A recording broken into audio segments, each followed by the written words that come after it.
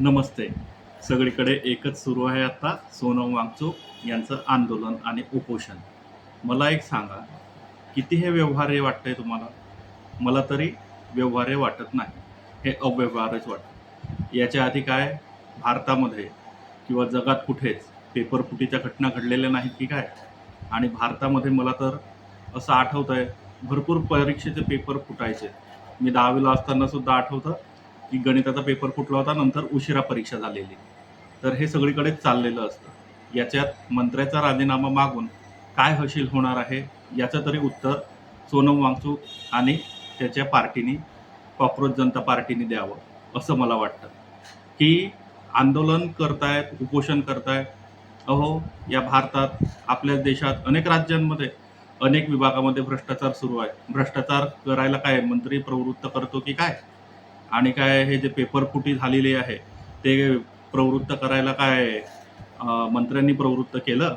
अहो, याच्या मागे जे काही अधिकारी लोकं आहेत, जे काही सापडले, पेपरफुटी झाली हे मान्य, हे दुर्दैवच.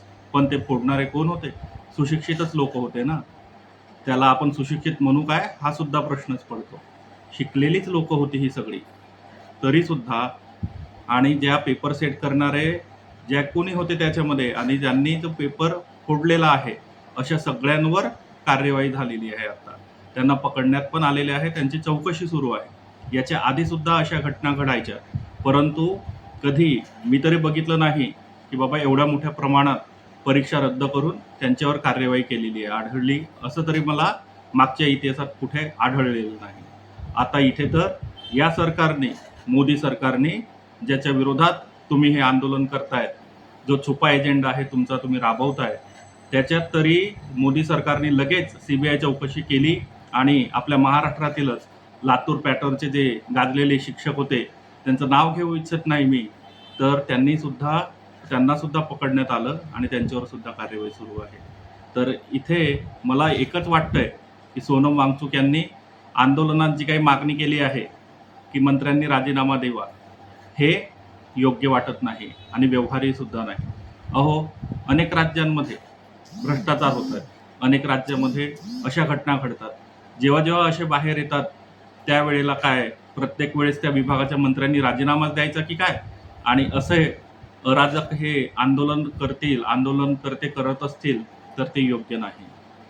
आणि त्यांनी व्यवहारी मागणी काय करावी, तर जे कोणी अधिकारी आहेत किंवा जे कोणी संबंधित असतील, याच्यानंतर पेपरफुटी करतील किंवा कुठलाही भ्रष्टाचार करतील, त्यांना कडक शिक्षा द्या, फासावर लटकवायला सांगा.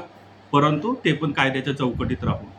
उठलं आणि उद्या कुणीही येईल, आंदोलन करेल, राजीनामा द्या, राजीनामा द्या आणि तरुणांची माथी भडकवेल, याच्यात काही अर्थ नाही. तरीसुद्धा मला वाटतं, की हे जे काही आंदोलन सुरू आहे, याच्यामागे एक राजकीय एजेंडा आहे. तो छुपा एजेंडा आहे, की भारतीय तरुणांची माथी भडकवायची. का बरं? का बरं भडकवायची? हे उत्तर ते आंदोलनात सहभागी झालेले कॉकरोचेस जे आहेत, कॉकरोच जनता पार्टीचे, तेच देऊ शकतील. अहो, तिथे तर मेळा भरलेला आहे.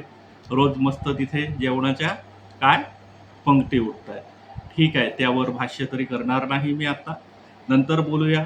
20 तारखेला यांचा काय तो जंतर मंतरपर्यंत मोर्चा आहे. परंतु सोनम वांगचूक यांची ही मागणी व्यवहार्य नाही. शिकलेली जे काही अधिकारी लोक आहेत, त्यांच्यावरती कार्यवाही व्हावी, एवढी जरी मागणी केली आणि याच्यानंतर असा कायदा पास करायला लावला किंवा मोदी सरकारला जरी सांगितलं, की जे कोणी असं भ्रष्ट वागतील आणि जे कोणी अधिकारी असं काम करतील, त्यांना फासावर लटकवा, ही मागणी करावी सोनम वांगचूक यांनी. आणि हे अव्यवहार्य मागणी, ज्याच्यात काही अर्थ नाही, ती मागणी करून भारतीय तरुणांची डोकी भडकवू नये, एवढंच मला सांगायचं आहे. आवडलं असेल तर लाईक करा, शेअर करा आणि चॅनलला सबस्क्राईब करा. धन्यवाद.